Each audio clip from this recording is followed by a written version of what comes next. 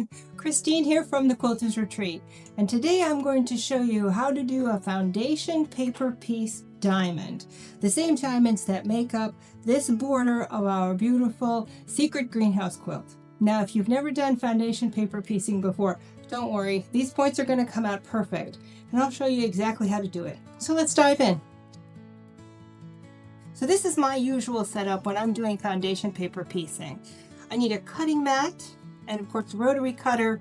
I need my foundation paper pieced pattern. This is usually printed on a very light newsletter kind of paper, so it's very easy to tear off at the end. I also have a cardboard that I use. This is just a plain old piece of cardboard that I use to fold back the paper, and an add a quarter ruler that helps me make sure when I leave a quarter inch at the end, it's perfectly measured. You're going to see these two are an excellent addition to your foundation paper piecing collection. I also have a tiny little ironing board and an iron so I can actually do the ironing between the pieces easily without having to get up out of my chair. So today we're going to be doing the large diamond foundation paper piece that goes into the border. You can see it's a very simple design. It has the center diamond, and it also has 4 corner pieces that will actually make up the full block. And so this is the fabric we'll be using for the full diamond, and these are the pieces of fabric we're going to be using for the border, and they're going to go really nicely within our larger greenhouse pattern. Now this is so easy, you're not going to believe how easy this is. You want to start with your foundation paper piece template. This came with your kit, and you're going to start with the fabric that is the center of the diamond. Now you want to put it right side down and then put your template on top. And the paper is thin enough that you should be able to hold it up against a window. You can sort of check to make sure that it's properly centered within that big square that makes up the large diamond. We are going to do the seam between number 1 and number 2. So you can use pins. We'll put them on the other side. We can do them on the 4 and the 5 piece. And this will hold the diamond color piece in place while we do the work to cut the remainder of the fabric.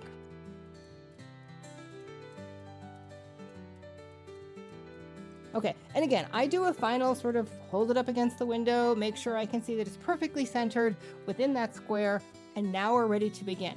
Now again, we're gonna do between 1 and 2, that seam, and you start with your piece of cardboard. So you're gonna put your cardboard right on the line between 1 and 2, and you're gonna fold your paper right over. You can give it a little press, and you can see there's that right side, there's the wrong side.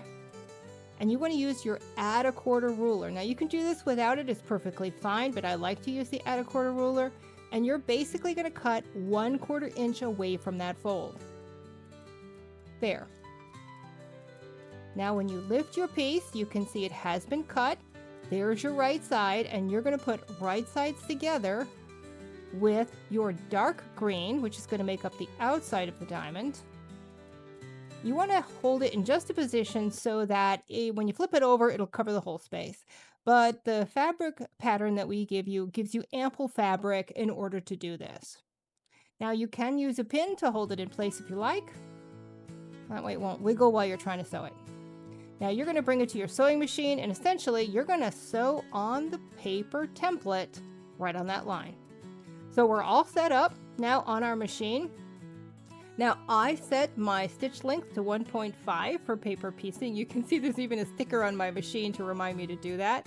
And you are literally going to sew on that line. If you can sew on a line, you can do foundation paper piecing. Now you're going to want to start a little bit before the square, and you're going to want to end a little bit before or a little bit after, so that you've essentially covered the whole line. And now take that over to your table. There you go. Now you can see we've sewn that seam on the front of the paper. And when we flip it over, it's perfect on the back. So you can see right sides together. If this did not work out, that's perfectly fine. You can go ahead and take that seam out and start again. But I'm going to go ahead and iron that to put it in place. We typically give you a little bit extra fabric and a couple extra pieces of foundation paper so that you can have a couple mistakes along the way. But of course, you can always call the store or email the store if you have any questions. Okay, now that is perfect. We can see that's a perfect seam, and we're ready to move on to the second line.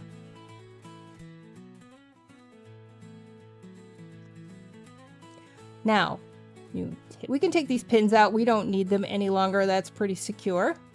And we're going to do the one between 1 and 3 now.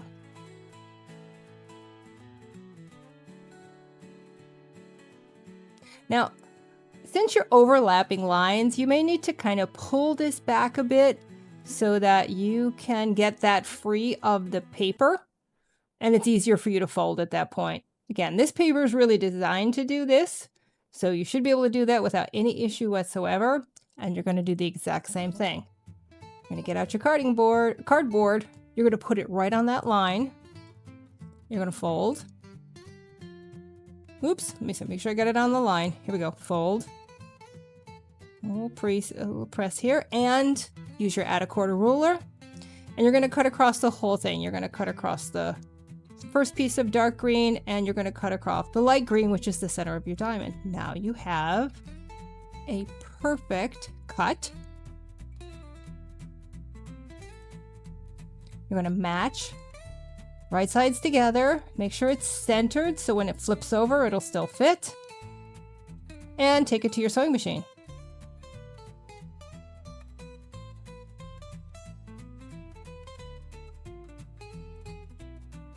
Now, for those of you that are quilters, you are absolutely going to want to do this. You're going to want to put the fabric, so you're stitching on the fabric and doing that quarter seam. It's not horrible, but it's not the way to do it. So don't forget, you need to take it out. Whoops.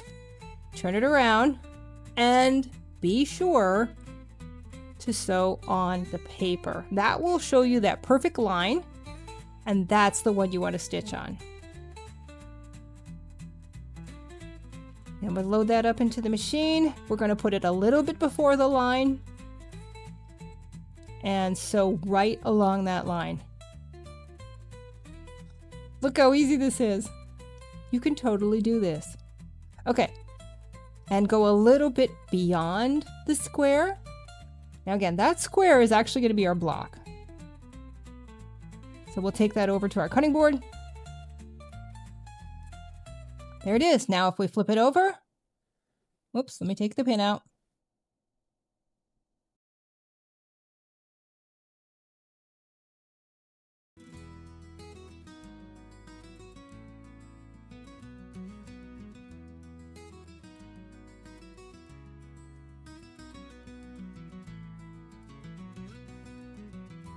And now we have a perfect side of our diamond. We're ready to keep going. If you can do 2, you can do 3 and 4. Again, we're going to flip it over. We're going to do the one between 1 and 4.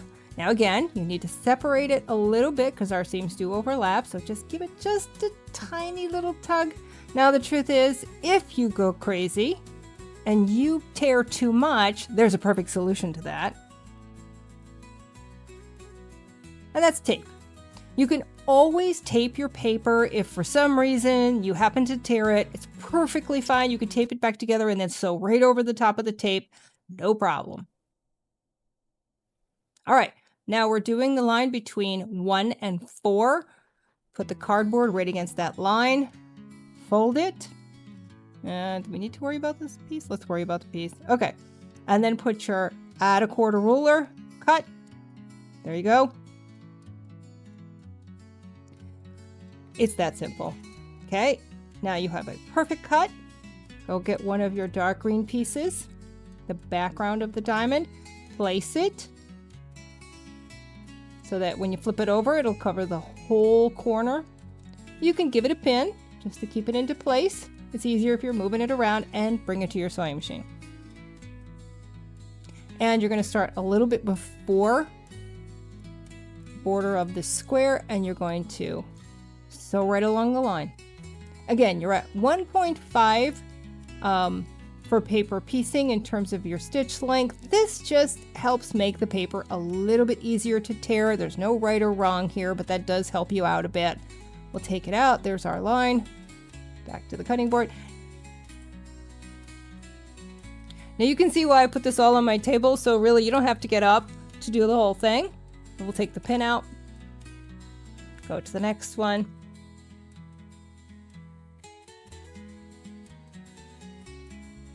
And iron it. Now you're only doing 20 of these for the greenhouse quilt, but man, they really pop and it adds a lot of dimension to the quilt. There's your third. You can see that point at the top is perfect. Let's keep going. Last one. So again, we're going to give it a little tear so we can pull them apart from the paper. It'll be easier to fold it over. Just a tiny tug. Good.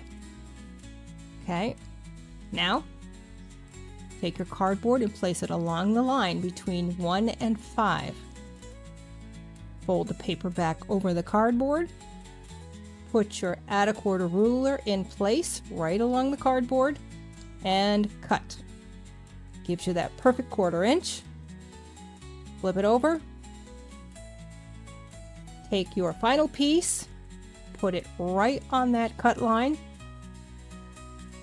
and give it a little pin. Off to your sewing machine. Now a little bit before that line, you're going to sew right on that line.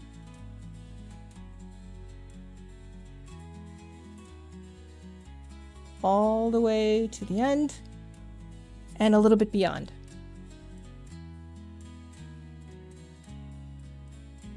There, you did it. Okay.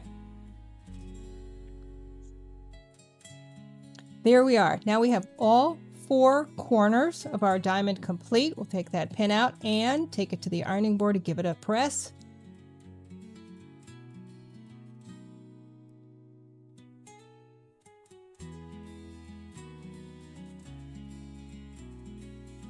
And it's back, and there's your diamond.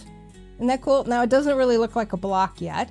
So to make it a block, we're going to flip it over and we're going to use regular ruler and cut along the dark lines, making up the block.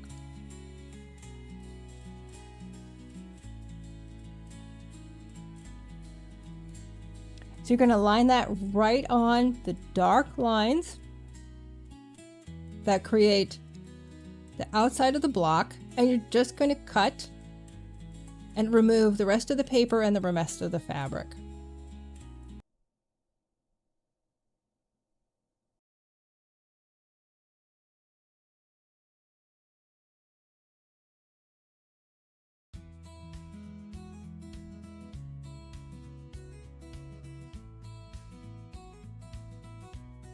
There you go. You now have a perfect diamond block, and it's ready to go into your quilt. Now this is an unfinished block, so you will see there's a 1/4 inch between the point of the diamonds and the end of the block, and that's exactly what you need for your pieced border within the greenhouse quilt.